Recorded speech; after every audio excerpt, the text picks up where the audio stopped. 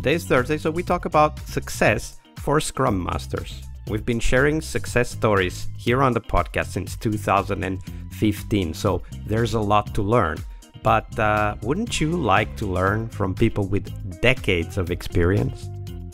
Well, don't worry, we've got you covered. The Scrum Master Toolbox podcast launched Tips from the Trenches, the Scrum Master Edition audiobook. That's version 2 now out. There are 13 audio interviews, 3 hours of audio with Scrum Masters that have decades of experience. We've got Mike Cohn, Linda Rising, Lisa Crispin, Christopher Avery, Emily Weber, myself, your podcast host, Yves Hanul, the editor of the original Tips from the Trenches ebook, also available with the audiobook. Altogether, 13 super experienced Scrum Masters. To learn more, visit bit.ly/audiotips2. That's bit.ly/AUDIOTIPS and the numeral 2 at the end, all lowercase, all one word. So one more time, that's bit.ly/audiotips2 to learn more. And now, on to today's show. Hello everybody, welcome to our Success Thursday this week with Nikoletta Tátar. Hi Nikoletta, welcome back. Hi, thank you for having me. Absolutely, it's a pleasure. So Nikoletta, on Thursdays we talk about what success means for us as Scrum Masters, but before we dive into that, we talk about one of the tools we use to reach that successful outcome, which is of course the retrospective. So share with us, what's your favorite retrospective format and why? Yeah, so my favorite retrospective format is highly influenced by my early experience of reading Esther Derby's books. So I always use the 5-stage format. And I think if I have to choose, my favorite technique is the Mad, Sad, Glad with one addition. I always use a Kudo category in my retrospectives. So any type or format I choose, I always have a separate Kudo or thank you card section. And I think that's one of the most important tools to build trust and community within a team. How do you do that? Like, how do you introduce, how do you shape, how do you use that, you called it Kudo category? Yeah. I just put it in next to the categories we have. So, and I tell the team that this is to thank each other, to have like a peer appreciation time. And obviously I tell them that they can do this anytime, so they can always write a Kudo card to each other. When we were back in the office, we had a Kudo wall where we collected all the post-its ever written for the teams. And I love, that was my favorite part of the office, or like physical office life, our Kudo wall. But these days that we are doing everything remotely, I still keep this because they got used to this that they really prepare and think ahead, and anytime they work together on a story or like a difficult code review or some technical difficulties or knowledge sharing, they always thank each other, and that's the best moment to witness, really.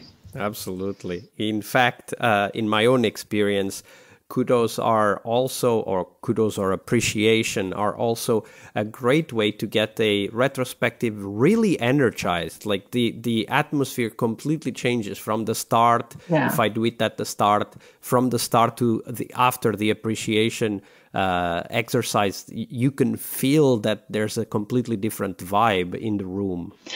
Exactly. I usually end with the Kudo cards because anything that might happen on the retrospective, any maybe negative time or bad things or problems, if we end with the Kudos, that's always a positive note. Absolutely, that's a great tip. Thank you for that, Nikoletta. Now we turn our attention to success, and what does that mean for us as Scrum Masters? So share with us, what's your definition of success for the Scrum Master's job? So my definition is that a Scrum Master's success is measured through the success of the teams she works with. And I know that this is like a very soft measure, so it's hard to measure a team's success, let alone measure a Scrum Master's success through it. But I think it always comes down to, is the team happy? Are the individuals satisfied, motivated? And I know that we can't always have a direct influence on those. But if you assess a longer period and it seems that, well, like motivation is still high, so you don't do anything that that makes the team bad than what you started off with, then yeah, I'm joking, of course. So yeah, like happiness, satisfaction, motivation. I think another aspect could be how much time they spend thanking each other, or what we talked. So how many Kudo cards they write to each other, like not as a definitive count them up like metric. So I wouldn't say that, okay, like a Scrum Masters team need to have like 20 Kudo cards per week or something like that. But like, is there a culture where people feel it's important to thank each other, to publicly appreciate each other's work, these kind of things? Absolutely. I also understand in my own experience that a team that is willing and actually actively thanking each other for the work that they do, for solving a problem, for answering a question, is a team that easily builds momentum, that can grow much faster and can become better much more quickly. Of course, that's part of the success for us as Scrum Masters. And one way in which we can do that is, of course, to show the example and do it in the retrospective, like we just discussed a minute ago. But are there other ways, other approaches you've used in your career to help the teams get started with that dynamic of starting to thank and then, continuously thanking each other for those things that they appreciate and very often many of us don't even talk about? I think like building it into the retrospective, kind of a good way, because we are not skipping retrospective and it's on a regular cadence. So people might forget to write a Kudo card during the day or during the sprint.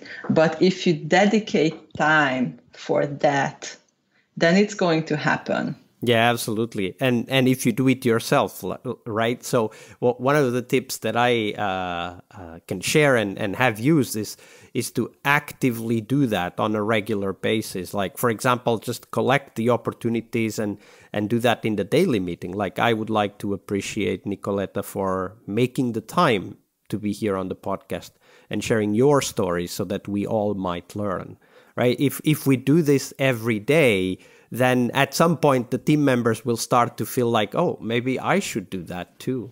Like modeling the behavior is always a good way to teach. And I love that. Like another thing is that visually, when we were back in the physical office, so visually displaying them is also like a reminder. So if you go by a Kudo wall 10 times a day, then it's part of the culture. We show that to the world that we are a team who does that, and we display that, and we are proud of that, and that's our whole identity, part of our team identity. Yeah, absolutely. Show it and reinforce the practice that way. That was a great tip. Thank you for sharing that, Nikoletta. Thank you. Part of a successful Scrum Master job is to help the product owner. Tomorrow we explore that critical role in Scrum, the product owner role. Tune in to learn about product owner anti-patterns, what you can do to help the product owner, and a real-life example of what a great product owner is and what made it so. Tomorrow on our Friday Product Owner episode. See you tomorrow. We really hope you liked our show. And if you did, why not rate this podcast on Stitcher or iTunes? Share this podcast and let other Scrum Masters know about this valuable resource for their work. Remember that sharing is caring.